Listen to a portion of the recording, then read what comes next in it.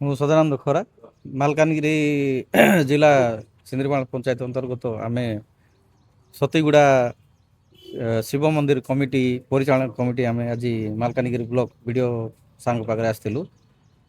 ସାର୍ଙ୍କୁ ଗୋଟେ ଆମେ ଦରଖାସ୍ତ ଦେଇଛୁ।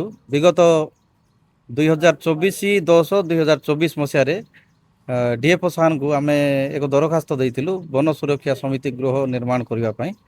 ଆଉ ସେଇଟା ସତୀଗୁଡ଼ା ପାର୍କ ପରିସର ତଥା ମନ୍ଦିର ପରିସର ପାଖରେ ସେ ଗୃହ ନିର୍ମାଣ କରିବା ପାଇଁ ଡିଏଫ୍ଓ ସାର୍ଙ୍କୁ ରିକ୍ୱେଷ୍ଟ କରି ଆମେ କରେଇଥିଲୁ। ବର୍ତ୍ତମାନ ସେ ଘର କାର୍ଯ୍ୟକାରୀ ହେଇକି ବିଡ଼ିଓ ସାର୍ଙ୍କୁ ଦାୟିତ୍ୱ ଦେଇଛନ୍ତି। ହେଲେ ସେ ଘରକୁ ନେଇକରି ବର୍ତ୍ତମାନ ସ୍ଥାନୀୟ ସରପଞ୍ଚ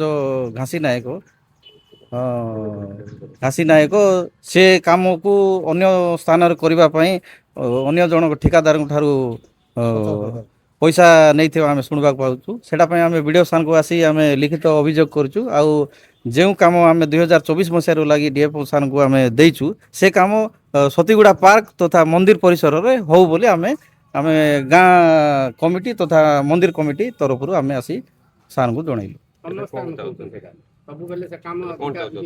ବର୍ତ୍ତମାନ ଆମେ ବିଡ଼ିଓ ସାର୍ଙ୍କୁ ତ କହିଲୁ। ବିଡ଼ିଓ ସାର୍ ବର୍ତ୍ତମାନ ଡିଆର୍ଡିଏ ମିଟିଂ ଅଛି ବୋଲି ଗଲେ, ତାପରେ ଏ ବିଷୟରେ ମୁଁ ବୁଝିକରି ତଦନ୍ତ କରିବି ବୋଲିକରି କହିଲେ।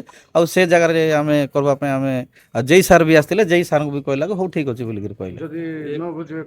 ନ ବୁଝିଲେ ଆଉ ଥରେ ଡିଏଫ୍ ସାର୍ଙ୍କୁ ଯିବୁ କହିବୁ, ତାପରେ କଲେକ୍ଟର କହିବୁ, ସାର୍ କହିବୁ ଯୋଉଟା ସଳାସୁତରା ଅଛି। ସ୍ଥାନୀୟ ସରପଞ୍ଚ ତ ସବୁ କାମରେ ଝାମେଲା କରୁଛି ଗାଁରେ। ସବୁ କାମରେ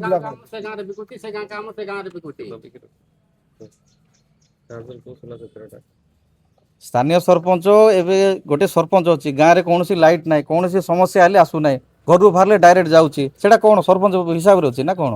ଗାଁରେ ଗୋଟେ ଆଇଲା, ଗାଁରେ ଯଦି କାମ ଆଇଲା ଗାଁରେ ନିଷ୍ପତ୍ତି ନେଉନାହିଁ। ଗାଁର ଲୋକ ବସେଇକି ସେ ଗାଁରେ ଦୁଇଟା ଗାଁରେ ମାଡ଼ଗୋଳ କରାଇବା ପ୍ଲାନ୍ କରୁଛି ସେ। ଏମିତି ହେଲେ ପରିସ୍ଥିତି ଆଗାମୀ ଦିନରେ ବହୁତ ଖରାପ ହେବ। ଆସିଥିଲୁ ବିଡ଼ିଓ ସାର୍ଙ୍କ ପାଖରେ ମିଶିବା ପାଇଁ। 2024ରେ ଆମେ ଏଇ ସରପଞ୍ଚ ଉପସ୍ଥିତିରେ ଆସିକିନା ଡିଏଫ୍ ସାର୍ଙ୍କ ପାଖରେ ଦରଖାସ୍ତ ଦେଇଥିଲୁ ଯେ ଆମ ମନ୍ଦିର ପରିଚାଳନାର ଗୋଟେ ଜଙ୍ଗଲ କମିଟି ଘର ଗୋଟେ କରାଯାଉ। ହେଲେ ସେ ଦରଖାସ୍ତ ସେ ରଖିଥିଲେ। ହେଲେ ସେ ଦରଖାସ୍ତ ପୁନର୍ବାର ସେ କାମ ଆସିବାରୁ ସେ ଜାଗାରେ ଆମେ କରିବାକୁ ଚାହୁଁଛୁ। ସରପଞ୍ଚ ସାକୁ 50,000 ବିକିକିନା ତା ଘର ପଛ ଆଡ଼େ କରିବି ବୋଲି ନା କରୁଛି। ହେଲେ ଏଇ ମନ୍ଦିର କାମଟା ଅନୁଷ୍ଠାନ କାମଟା ଜଣକୁ ଅଲଗା ଜାଗାରେ ହେଉଛି ବୋଲି ଆମକୁ ବହୁତ କଷ୍ଟ ଲାଗୁଛି। ତେଣୁକରି ଆମେ ଆସି ବିଡ଼ିଓ ସାର୍ଙ୍କ ପାଖରେ ଦରଖାସ୍ତ ଦେଇଛୁ। ଯେଉଁ ଜାଗାରେ ସେ ଜାଗାରେ ହେଲେ ଆମକୁ ଟିକେ ଭଲ ହେଇଥାନ୍ତା।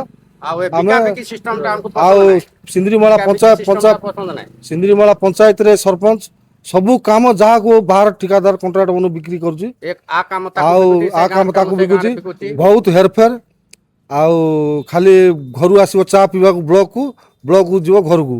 ଆଉ କେଉଁ ଲୋକର ଥାନା ବାଡ଼ି କ'ଣ ଗୋଟେ ମେଡ଼ିକାଲ କେସ୍ କ'ଣ ଗୋଟେ ଥାନା ବାଡ଼ି କେସ୍ ହେଲେ ସରପଞ୍ଚ ଭଲ ମନ୍ଦ ଟିକେ ଡାକିଲେ କି 21 କି ଦୁଃଖ ଘର ସୁଖ ଘରେ ଆସିବାର ନାହିଁ। ଖାଲି ଆସିକିନା ଏଠୁ ବ୍ଲକରୁ ଯାଇ ସନ୍ଧ୍ୟାବେଳେ ମଦ ପିଇକିନା ଲଙ୍ଗଳା ଶୋଇବାଟା ଜାଣିଛି, ଆଉ କିଛି ନାହିଁ। ହଁ, 50,000 ଟଙ୍କା ଚମ୍ପାଖାଡ଼ିର ଜଣ ଠିକାଦାରଠୁ ଖାଇକିନା ତାଙ୍କ ଘର ସରପଞ୍ଚ ଘର ପଛ ଆଡ଼େ ସେ କାମଟା କରିବ ବୋଲି ସରପଞ୍ଚ ନିଜେ ସ୍ଥିର କରିଛି। ସେଟା ପାଇଁ ଆମେ ବିରୋଧ କରୁଛୁ। ବିଡ଼ିଓ ସାର୍ଙ୍କ ପାଖରେ ଆସିକିନା ଦରଖାସ୍ତ ଦେଇଛୁ। ଆଉ ଆମ ବିଡ଼ିଓ ସାର୍ ଆମେ ଆଶା କରୁଛୁ ଯେ ବିଡ଼ିଓ ସାର୍ ନିଶ୍ଚୟ କଥାଟା ଶୁଣିବେ। ହଁ, ଆମର ଆଶା ଅଛି ଯେ ବିଡ଼ିଓ ସାର୍ ନିଶ୍ଚୟ ଏଇଟା ତଦାରଖ କରିକିନା ଆର ଯେଉଁ ଭିତରେ ଘୋଟାଲା ହେରଫେର ହେଇଛି ଆକୁ ସମାଧାନ କରିବେ, ଆମର ଆଶା ଅଛି।